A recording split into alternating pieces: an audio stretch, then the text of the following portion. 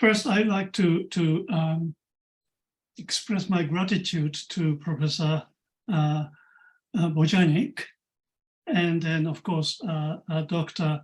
Parabi, who really helped me in many ways.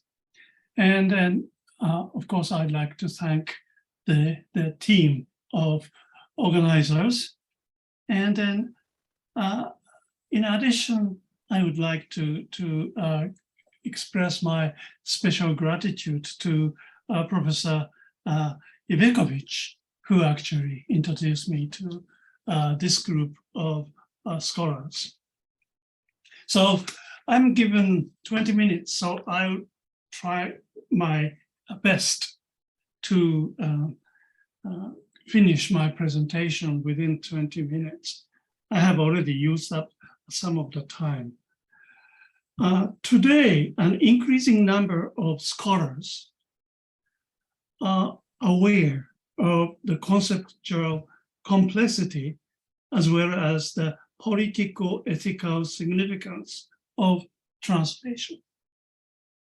At the same time, they have come to realization that translation must be problematized, not only in the fields of artistic literary works and religious canons, but also in the spheres of commercial advertisement, popular entertainment, public administration, international diplomacy, scientific research and publication, and judiciary procedure, immigration, education, and family livelihood.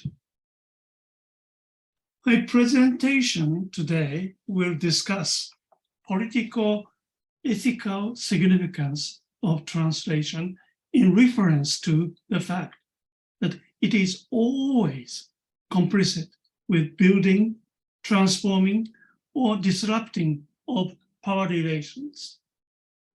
Translation involves moral imperatives on the part of the both addressor and addressee, since it is an instant marking the social aspect of human existence and can always be viewed to a larger or lesser degree as a political maneuver of social antagonism.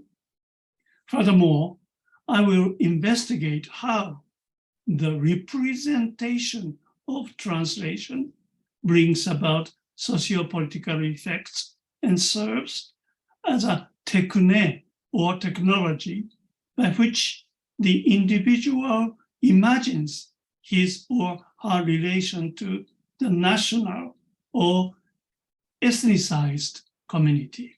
Next, please.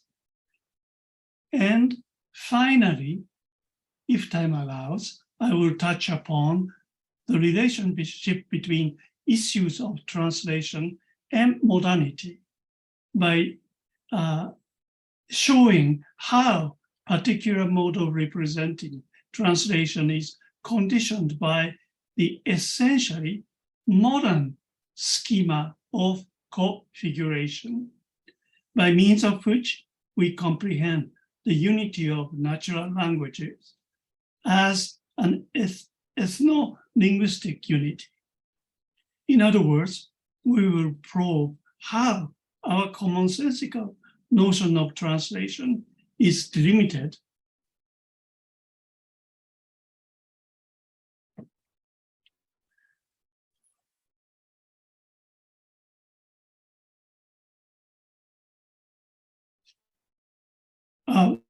by schematism of the world, that is, our operation of representing the world according to the schema of configuration, and inversely, how modern image of the world as the international world is prescribed by our representation of translation as a communicative and international transfer of a message between a pair of the ethno-linguistic unities. Next, please. An inquiry into translation invokes a seemingly endless series of questions as soon as some formulaic response to that inquiry is postulated. Retracing the network of affinity in translational equivalence, we may well find the sense of transferring, of conveying, or moving from one place to another, of linking one word, phrase, or text to another, all common among the words connoting a translation in modern languages. Comparing the lexicographical and etymological explications of the word to translate or its cognates in many languages, you may feel vindicated to offer such a definition. Translation is a transfer of the message from one language to another. Even before specifying what sort of transfer it can be, you would realize it is hard to refrain from asking such questions initially about the message. Is what is referred to as the message in this definition not a product or consequence of transfer called translation, rather than something whose being precedes the action of transfer, or something that remains invariant in the process of translation? Is the message that is supposedly transferred in this process determinable in and of itself without first being operated on, or affected by something? And then about language. What is the status of language from which or into which what is called message is transferred?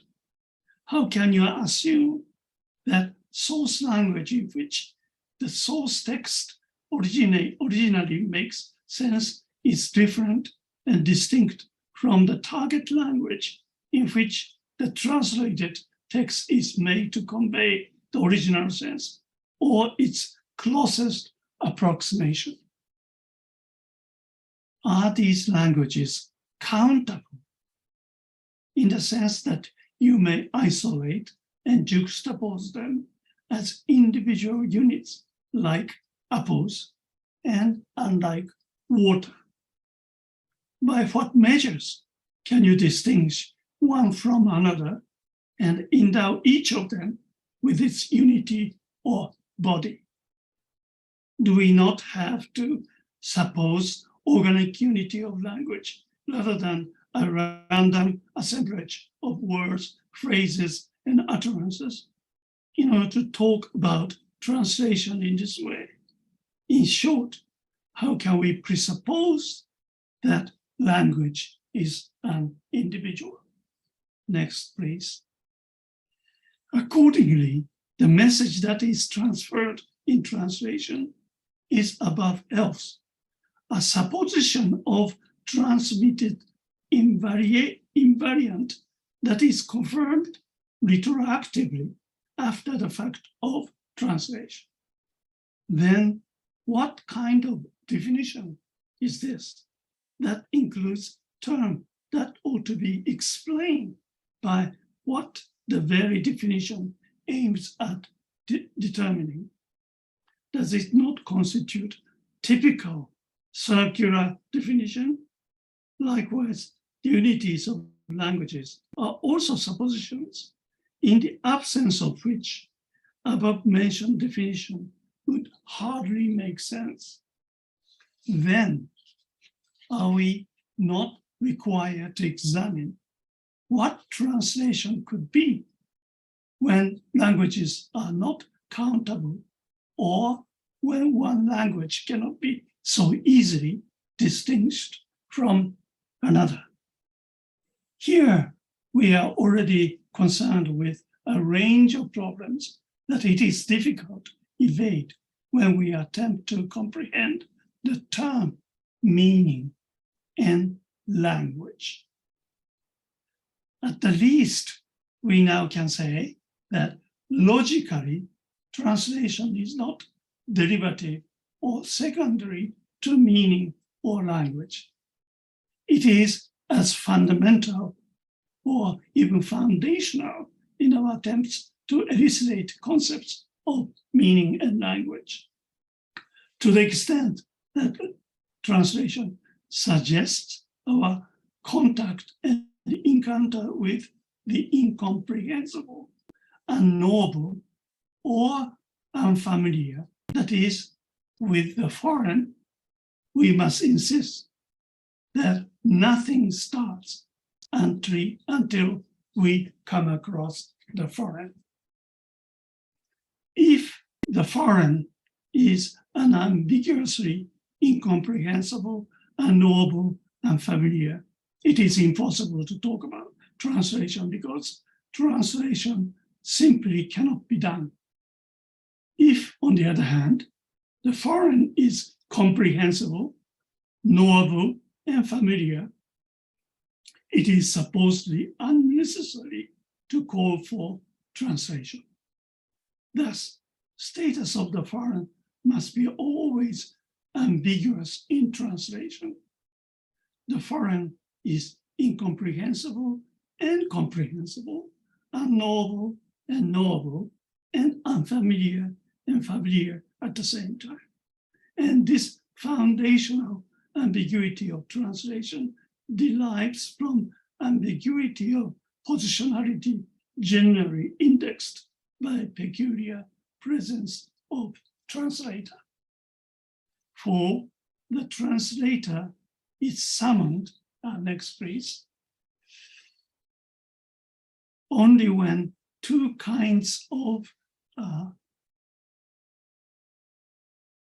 audience are postulated with regard to the source text, one for whom text is comprehensible, at least to some degree, and another for whom it is incomprehensible. Next, please.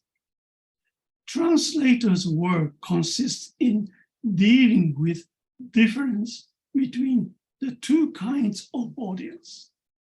As goes without saying, translator must encroach both and stand in the midst of this difference.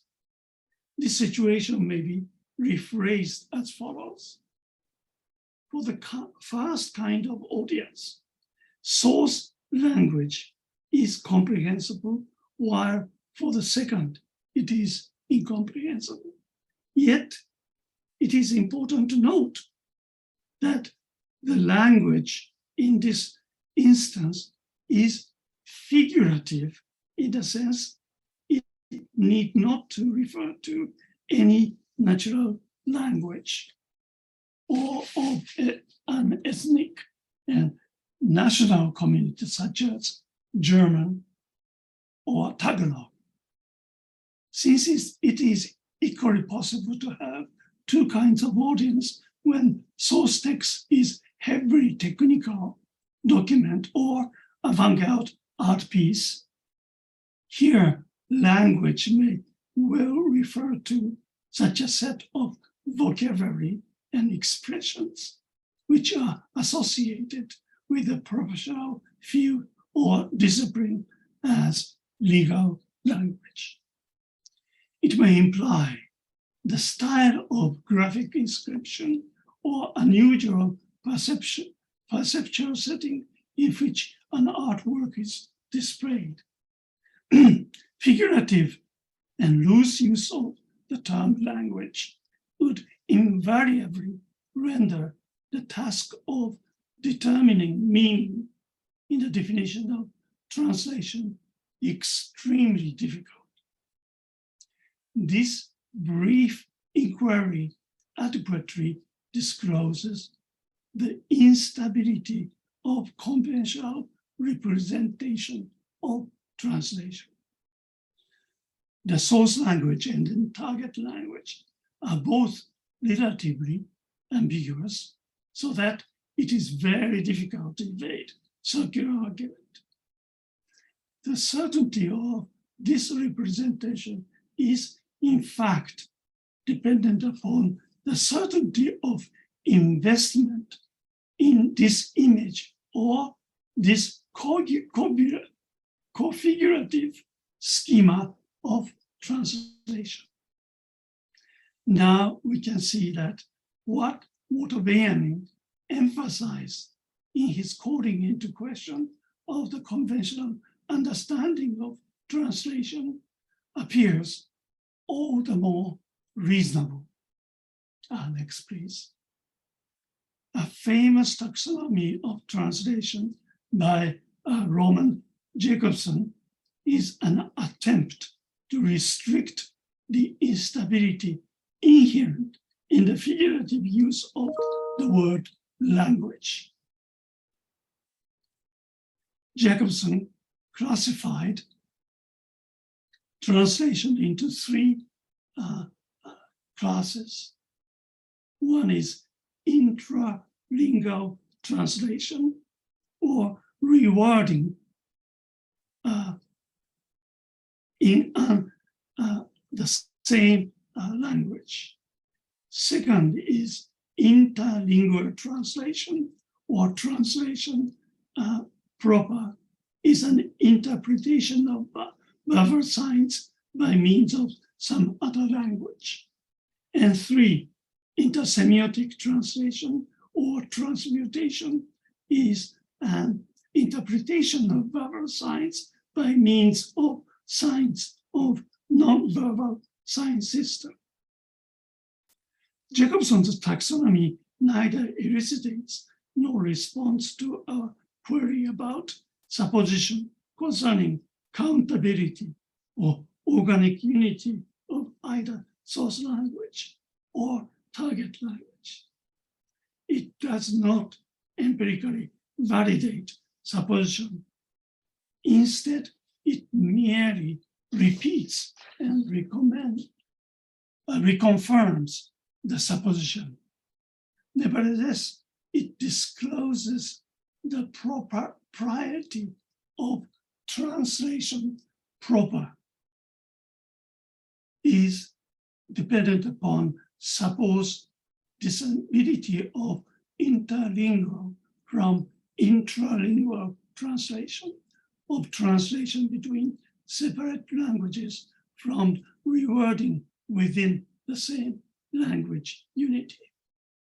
Thereby, it prescribes and demarcates locus of difference between two presumed ethnicized or nationalized community of languages by virtue of the fact that Jacobson presupposes translation proper can and should only take place between two unequivocally circumscribed linguistic communities.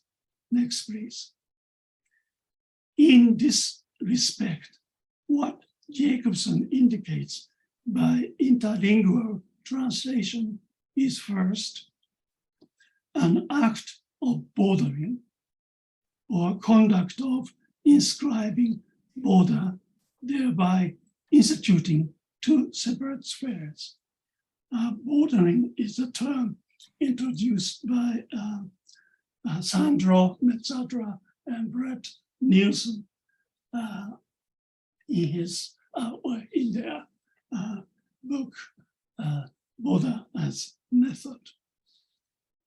By presuming the border not as a marker of distinction or differentiation, but a separation of one enclosed sphere from another enclosed sphere, it redefines a border, thus inscribed as a distance between two entities, two enclosed communities.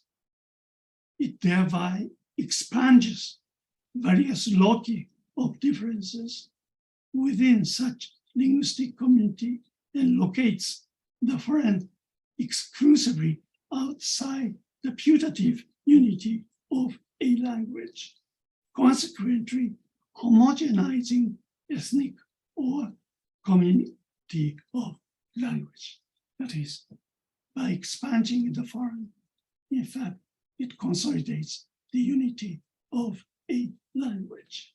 Next, please. That goes without saying. Conception of translation is a schematization of globally shared commonsensical vision about international world, consisting of basic units of nations and segmented by national borders into territories, rather than formula of Jacobson's idiosyncratic opinion. In this schematization, the property of translation proper does not only claim to be a description or representation of what happens in the process of translation, but it also prescribes and directs how to represent and apprehend what one does in translation, or more specifically, what one is supposed to do in translation. Next, please. In this respect, propriety of translation proper is a discursive contract. It is part and parcel of discursive regime of translation, an institutionalized assemblage of protocols, rules of conduct, canons of accuracy, and manners of viewing. In other words, discursive regime of translation is poetic or productive in bringing out what speech acts theorists called perlocutionary effect, repeatedly discerning domestic language co-figuratively, that is, one unity being figured out in contrast to another, as if two unities were already present in actuality. Next, please. As long as one is captive in this regime of translation, one can only construe ambiguity inherent in the positionality of translator as a duality of positionality a translator occupies between native language and foreign one. One either speaks one's own mother tongue or foreigners. The task of translation, task of translator would then be to figure out difference as discernible between the two languages, difference reducible to a specific difference. The term, this is an Aristotelian term, in the logical order of individual, species, and a genus. In each language, one's positionality is discernibly determined, so that difference one deals with in translation is figured out always as that between two linguistic communities. Despite innumerable lots of potential difference within one linguistic community, this regime of translation obliges one to speak in such a manner as to address oneself according to the binary opposition of either speaking to an interlocutor, either belonging to the same language or the other.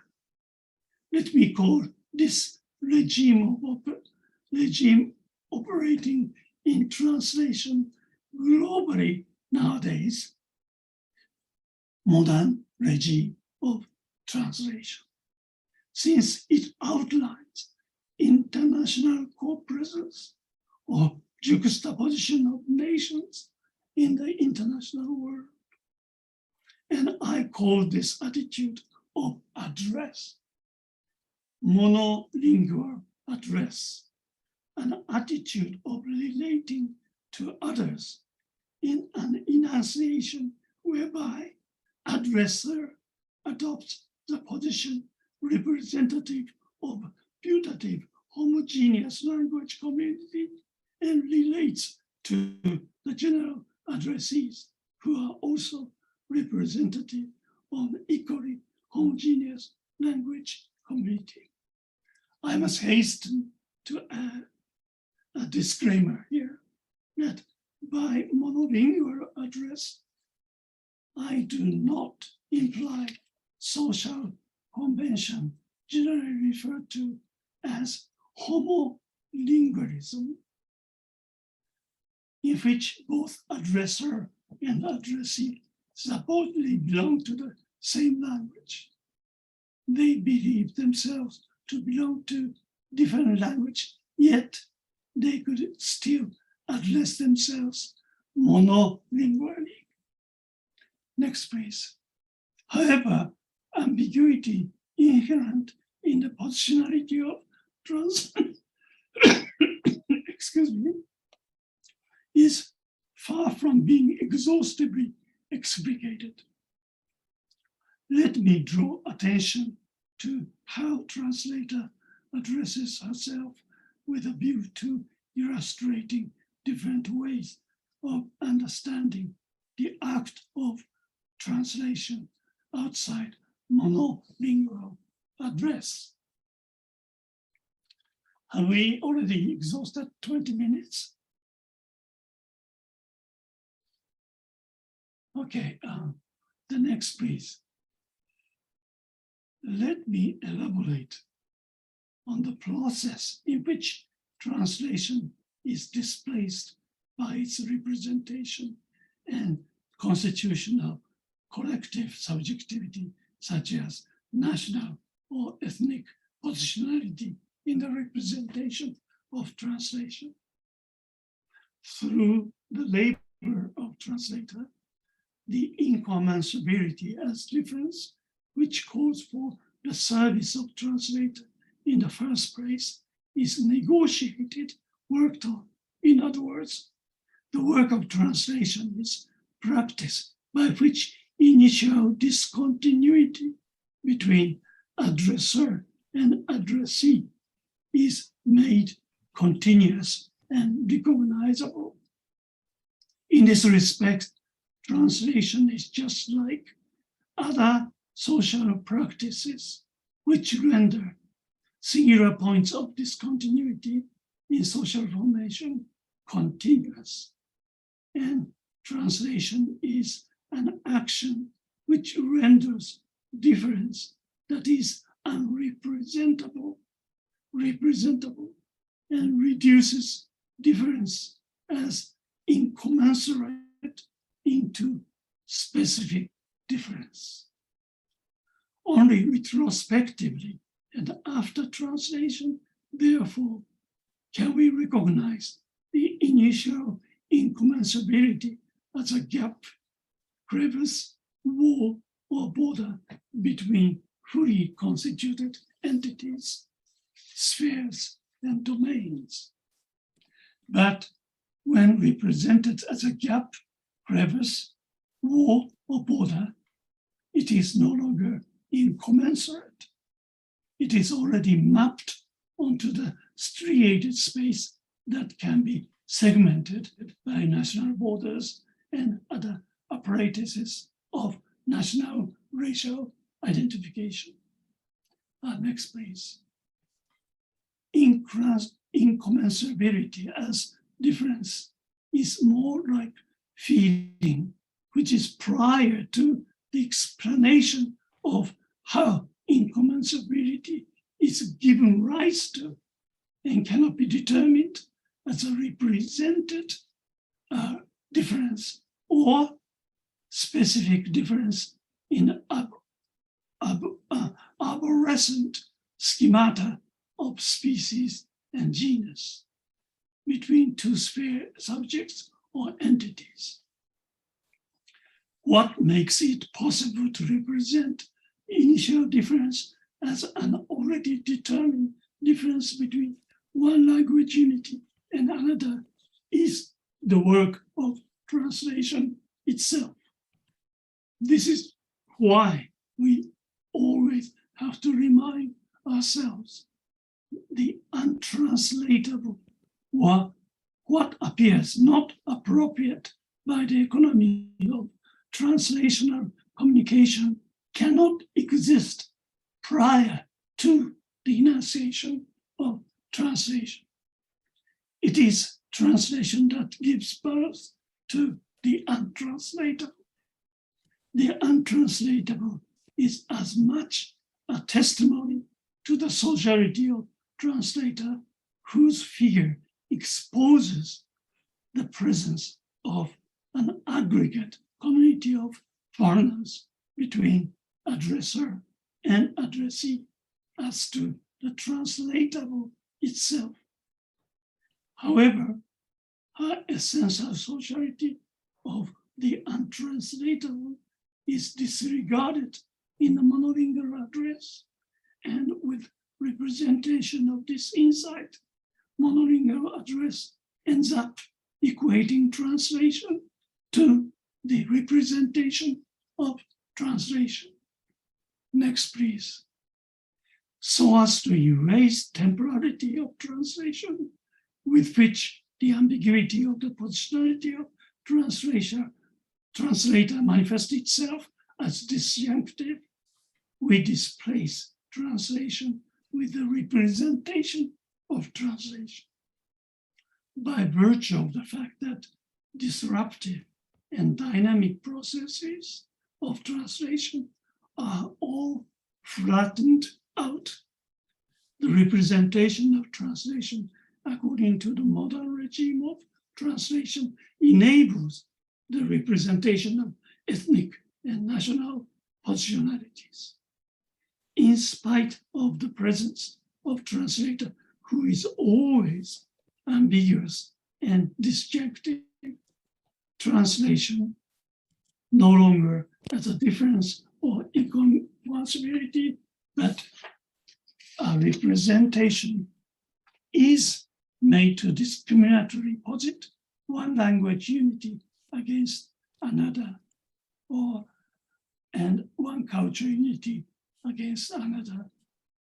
In this sense, the representation of translation transforms difference in repetition into specific difference between two particularities, and helps constitute the putative unities of national languages, and thereby reinscribe the initial difference and incommensurability as specific, that is, commensurate and conceptual difference between two particular languages within the continuity of the generality of languages.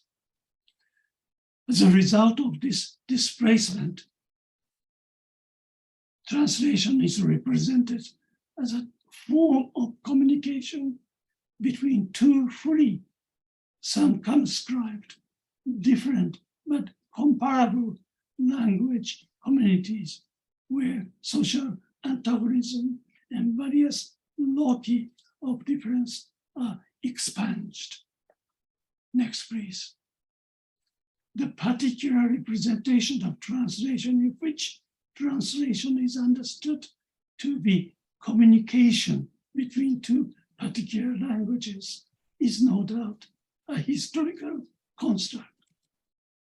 When we take into consideration political significance of translation, it is no accident that historically modern regime of translation became widely accepted in many regions in the world as the pre-modern orders of passive vassal subject gave way to the disciplinary order of active citizen subject in the modern formation of the nation state.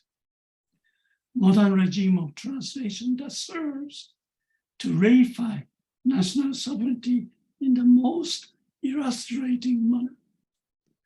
As Antonio Negri and Michael Hart argued, it makes, this is a quote, the relation of sovereignty into a thing, often by naturalizing it, and thus weed out every residue of social antagonism, end of quote.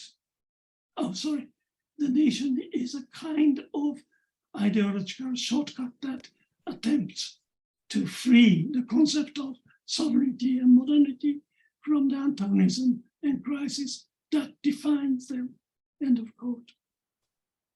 Next, please. Following Kant's concept of schematism, I have called poetic technology embedded in the modern regime of translation, which renders translation representative, the scheme of configuration. As the practice of translation remained radically heterogeneous to the representation of translation, translation need not be always represented as a communication between two clearly delineated linguistic media. There should be many different ways to apprehend translation in which subjectivity of a community does not necessarily constitute itself in terms of language unity or homogeneous sphere of ethnic or national culture. What must be emphasized here is that unity of language or homogeneous sphere of ethnic national culture as a whole comes into being in imagination. Accordingly, it is this particular representation of translation that gave rise to the possibility of figuring out the unity of ethnic or national language together with an other language unity. This is to say, the scheme of configuration is a technique or technology by means of which national community represent to itself, thereby constitute itself as a subject. In talking about modern, as it is apprehended in many parts of the world today, it is historically necessary first to anchor it in the original uses of this notion in the history of Western Europe. This is neither because modern authentic forms of modernity can be found in Western Europe, nor because modernity emanated from the center somewhat associated with Western Europe to the periphery of the West. The notion of modern has been accepted and used primarily as a translation from its European original for more than a century in many places, including ones in Asia and Africa. One can talk about modern as if there were globally common apprehension of it precisely because all over the world, people assume it impossible to apprehend without referring it back to its European equivalents from which their local translation are believed to have derived. In the generally accepted conception of modernity, scheme of configuration between the West and the rest is already powerfully working. Despite linguistic and social diversity among different sides of the world, therefore, notion of modern is supposedly traceable to the singular history of Western Europe, thanks to the Eurocentric structure incorporated in the very notion itself. In this respect, schema of configuration is a form most appropriate to representation of the Eurocentric world, and it is also a form in which legacy of European colonialism is preserved. As far as the local terms used for modernity are concerned, however, situation was drastically different in the pre-modern periods preceding the translation of modern into local equivalents. It is often presumed that genealogically, word modern or the modern English derives from Latin verb modo, meaning lately or just now. It meant the array of recent events close to the present moment, or the recent times as contrasted to distance past along the chronological axis. In the pre-modern periods, many of the terms and expressions which are used to connote modern today in places, community outside Western Europe meant something like the Latin modo and did not imply any necessary reference to Western Europe.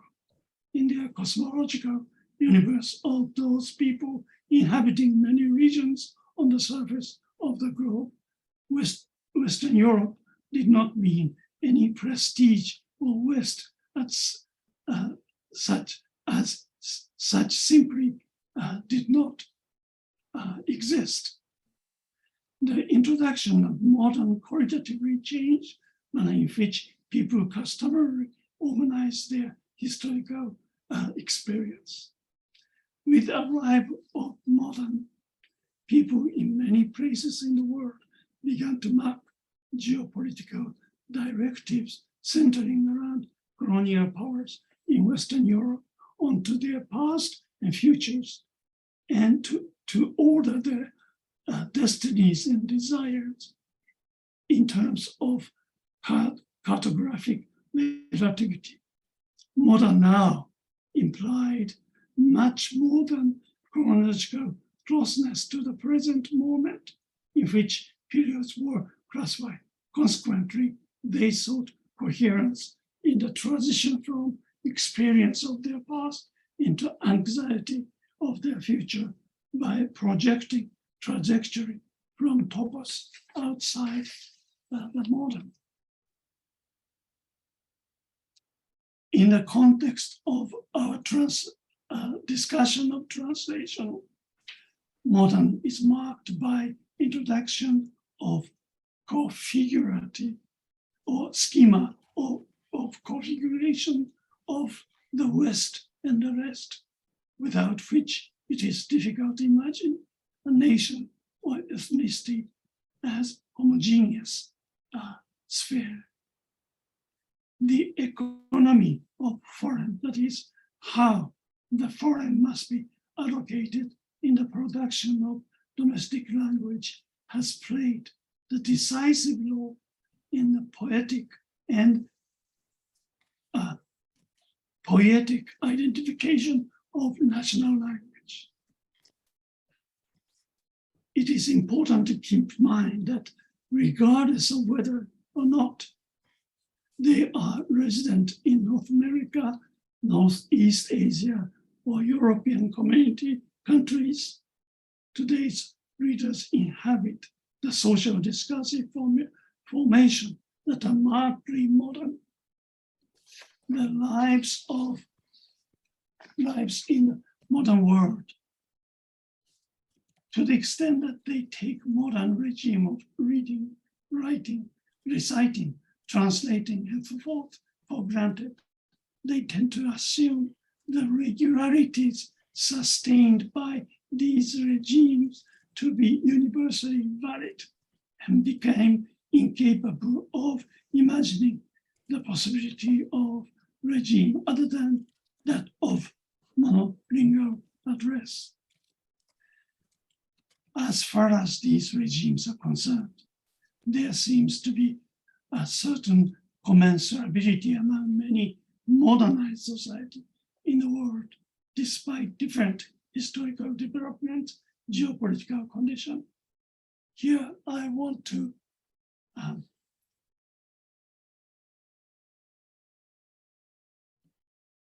stress transferability or transplantability of modernity, mainly for two reasons. First, modern regime of translation can be practiced even if regime in other behavioral spheres will remain non-modern. Second, translatability and uprootedness of modernity simultaneously creates two contrasting but mutually supplementary conditions. One that allows for comparing many areas in the world in the translational relationship of equivalence, and another contrasting one which calls for obsessive emphasis on the historical authenticity, irreplaceability of particular area and its inhabitation. That is, national language becomes an obsessive concern for modern societies in general. I'm sorry, I probably exceeded 20 minutes limit, but let me end here. Thank you very much.